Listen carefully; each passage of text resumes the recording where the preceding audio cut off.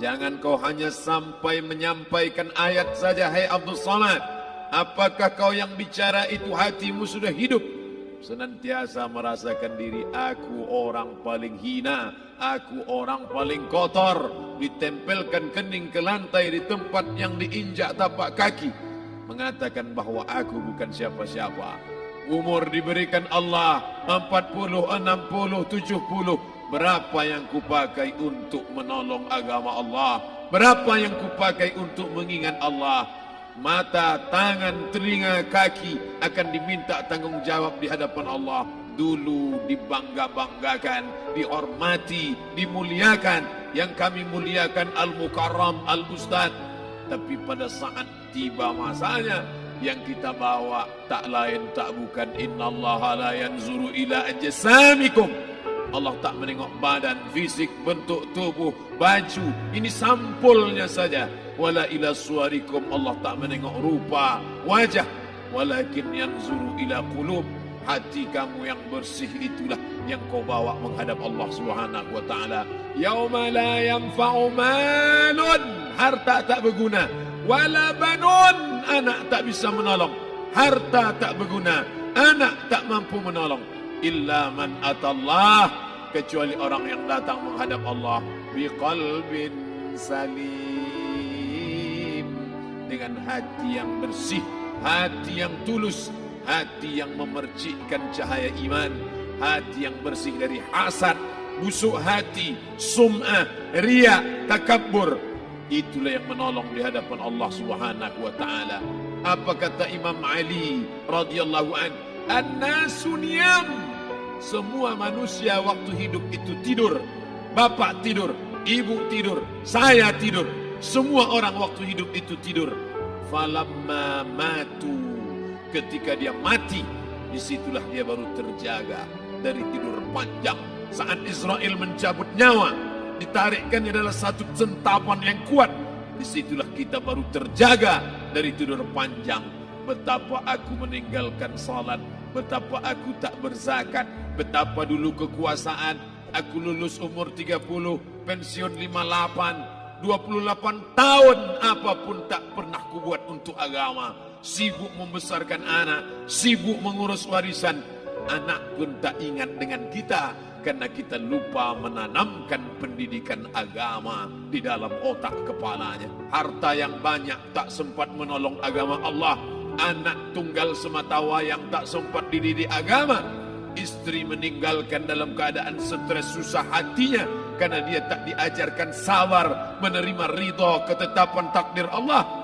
Dan paling celaka, tak pernah anggota tubuh ini dipakai untuk berzikir, muhasabah, mengingat Allah.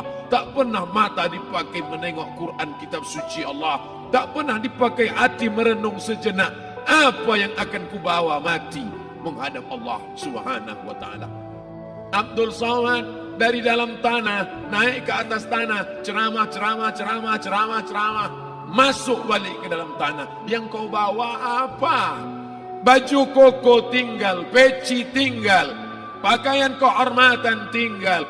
Yang kau bawa kain tidak berjahit, disobek, kerak. Itu yang akan menyampul kulitmu, yang selama ini kau dimandikan, dibersihkan oleh ibumu dulu 60 tahun yang lalu. Sampai masanya kau lupa kapan kau dimandikan dulu. Sekarang ruh melihat, disebut dia ruh karena dia raha ya ruhu ruh, seperti aroma semerbak yang datang pergi hinggap. Ruh sampai masanya dia datang masuk ke dalam jasad. Ruh sampai masanya dia pergi meninggalkan jasad. Malam ini dimuliakan Al-Mukarram Haji Abdul Samad LCMA. Kenapa Abdul Samad ini dimuliakan? Karena ruh hinggap sejenak sebentar, sampai masanya besok pagi dia ruh keluar dari dalam tubuh ini. Anak yang katanya ayahku sayang, istri katanya kaulah abang, sampai masanya mereka tak lagi mau mendekat. Rumah itu saya yang buat, saya yang mengukurnya.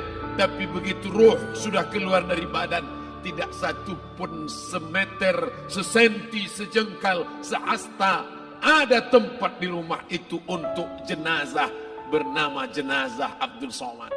Mana kawan, sahabat, andai tolan, anak menantu, teman sekantor, semuanya pergi meninggalkan.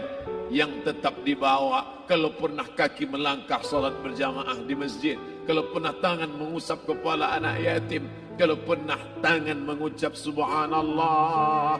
Nanti di akhir tausiah kita akan berzikir, munajat, muhasabah diri, berdoa, mengenang apa yang akan kita bawa menghadap Allah Subhanahu wa taala. Datang malaikat membawa kain kafan dari cahaya, akan menyambut ruh yang mulia. Hadis riwayat Ahmad bin Ambal dalam kitab Al-Musnad, turun malaikat berlomba-lomba membawa kain putih dari cahaya, menunggu ruh akan keluar. Ruh menetes seperti embun di ujung daun. Daun tidak bergoyang, ranting tidak patah. Ruh menetes pelan, turun ke dalam kain kafan, dibawa malaikat ke pintu langit. Tak sabar mereka menyambut. Inikah dia yang selama ini berjamaah? Berapa banyak yang masyhur terkenal di bumi, malaikat tak mengenal dia. Ini roh siapa? Tapi ini bukan LCMA, dia bukan ustaz, dia bukan ulama, tapi imannya dalam, kekuasaan dipakai menolong agama Allah. Ruhnya keluar di bawah, semua malaikat mengucapkan salam. Inilah orang yang selama ini kami tunggu-tunggu, catatannya sudah lama. Setiap pagi petang, malaikat subuh membawa catatan namanya, malaikat malam membawa catatan namanya. Kami merindukannya. Begitu orang-orang yang masyhur di langit, tapi tak dikenal makhluk bumi.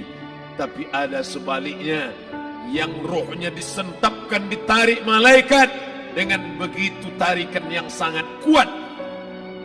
Nabi bertanya saat Isra Mi'raj kepada mereka yang sudah mati ribuan tahun yang lalu, apa yang kalian rasakan? Yang satu mengatakan seperti tebasan pedang di tempat yang sama beratus kali. Yang satu mengatakan seperti kambing yang dikuliti hidup-hidup. Yang satu mengatakan seperti mata kail pancing ditarik dari kulit yang basah. Maka kita berdoa setiap selesai salat, Allahumma hawwin alaina, ringankan kami ya Allah, fi sakaratil maut, di saat sakaratul maut yang amat sangat menyakitkan itu, di saat malam pertama di tempat yang gelap, di tempat yang tak pernah diimpikan oleh orang, tapi kita tetap melewati dan merasakannya. Perlahan-lahan cacing tanah, ular-ulat kalajengking akan menggerogoti kulit yang selama ini dimandikan, selama ini dipakaikan sampo yang mahal, selama ini dioleskan pelembab yang lembut. Tapi ternyata sebelum roh keluar jasad, setelah keluar, dia hanya akan menjadi santapan cacing tanah, hancur berkeping hari demi hari. Yang pertama kali membusuk adalah mata, karena dia berisi cairan. Cairan ini mengering, busuk dan berlubang. Lalu kemudian usus sebulan di dalam tanah, mulai dia menggelembung masuk angin dan dia meletus pecah. Cacing-cacing tanah mulai datang menggerogoti, memakan. Habis, siap tak siap, suka tak suka, kau akan didatangkan. Apa yang akan ditanya oleh Allah? Perbuatanmu, amalmu. Faman ya'mal mithqala dzarratin khairan yarah. Sebesar biji sawi, sebesar ujung rambut, kau aniaya orang, kau makan titik puluh keringatnya. U'tul ajira ajrahu, berikan upah pekerjamu, gaji tukang panenmu, gaji tukang cuci setrikamu. Kau makan, kau tahan 3 bulan. Dia tak menuntut, dia senyum, dia hanya mampu mengadu kepada Allah.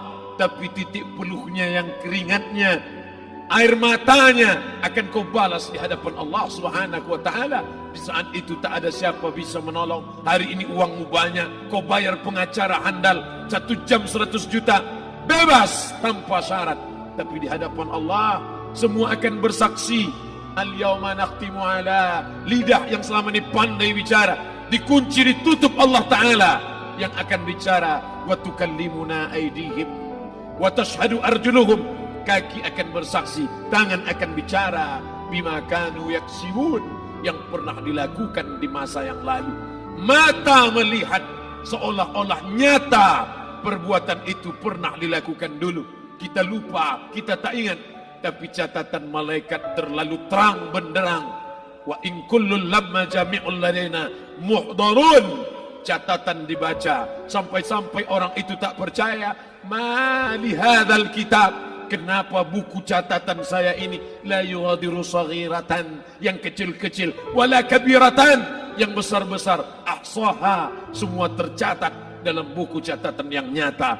Dalam surat Al-Isra apa kata Allah? Iqra. Hari ini kalau dikatakan Iqra baca Quran, Iqra baca Yasin, malam Jumat Iqra baca surat Al-Kahfi.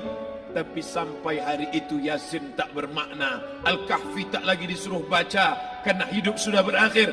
Iqra, baca. Apa yang kau baca? Kafa binafsikal yawma alaika hasiba.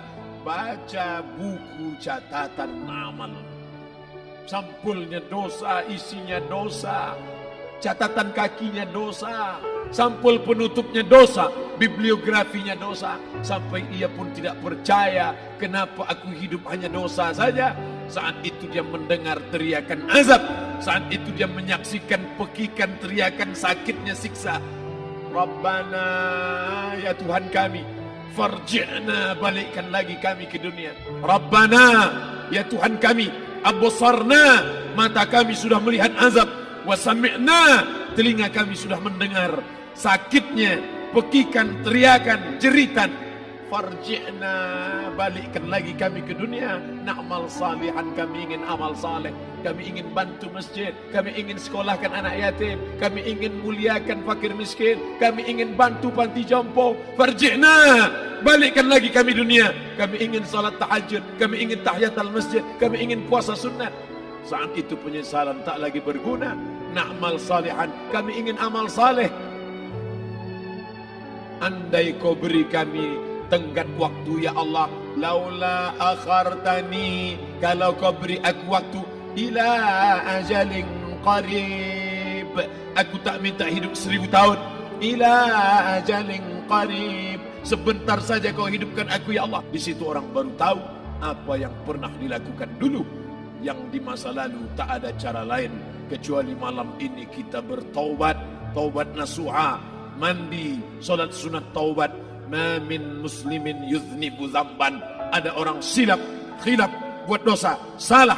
Siapa yang tak pernah salah? Sedangkan datuk moyang kita Adam pun salah, tapi dia mengetahui, sadar salahnya. Dia berdoa, Rabbana zalamna anfusana, kami sudah menzalimi diri kami. Wa illam taghfir lana, kalau kau tidak mengampuni kami, wa tarhamna, kalau kau tidak merahmati kami, dan akunanna minal khasirin, kami termasuk orang yang rugi ya Allah. Maka malam ini kita bermunajat kepada Allah, berdoa, mengenang masa lalu, bergelimang dosa, besok tak akan kita ulang. Kita minta ampun kepada Allah Subhanahu wa taala. Astaghfirullahalazim. Astaghfirullahalazim. Astaghfirullahalazim.